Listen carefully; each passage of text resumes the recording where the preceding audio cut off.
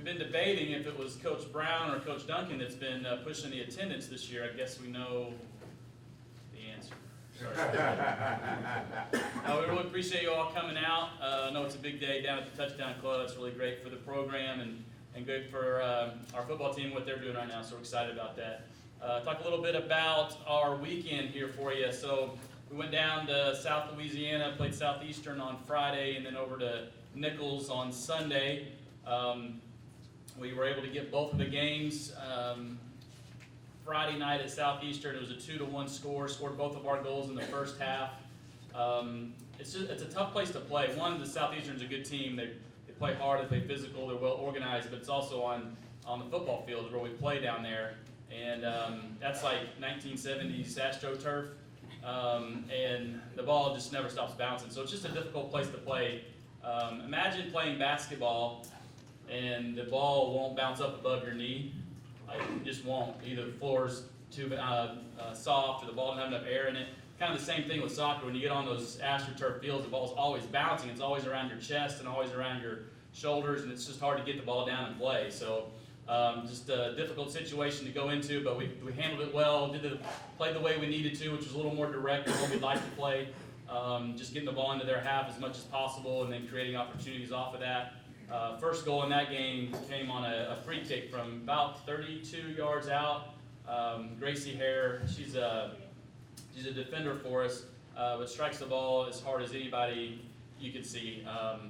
That goal from 32 yards out, it was like a rocket. It never was going down when it hit the net. I mean, it was just, it was great. So that was a nice goal.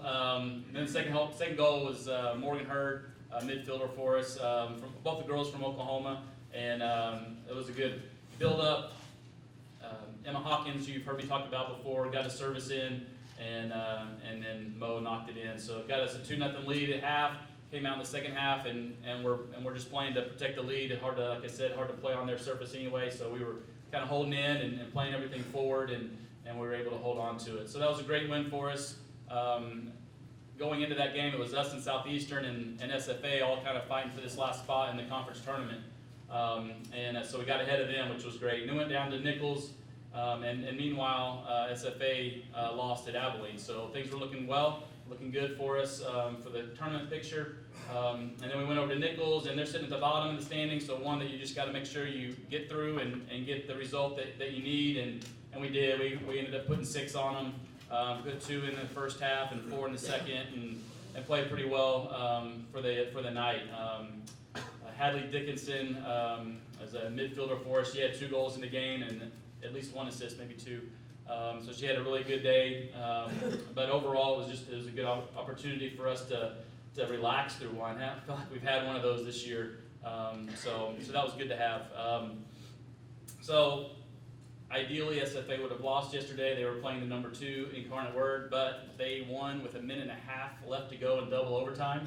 Had that been a tie, we would have been sitting in that tournament spot all by ourselves. But as it stands right now, because SFA pulled out that win with 1.5 minutes to go, we're tied with them. So we're sitting in that spot with them, tied, waiting to see what happens on Friday night. Big games for both of us. We're at Northwestern. SFA is at Sam Houston. So depending on what happens Friday night, we'll either keep our hot streak going, winning 5 in a row, head into the tournament feeling good, playing overtime games against the top 3 seeds in it, so we know that we can win it if we can get in it. But we'll just have to wait and see what happens Friday night. So looking forward to that challenge. I just can't say enough about how resilient this team is to have the tough results that we had earlier in the season and just different things that we've dealt with from injury and just unfortunate circumstances in some of our games. I think I talked with you a little bit about the officiating, but to be able to go through and persevere through that and then go on this streak here at the end has been great.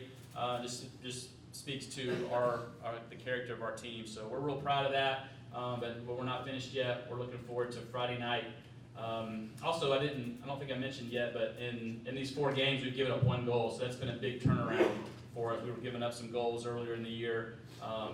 Claire Barnett's been great in goal for us, and just our defensive line in general, we've shored some things up and done a better job. So that's been a big part of it. But we're looking forward to next Friday and hopefully moving on beyond that.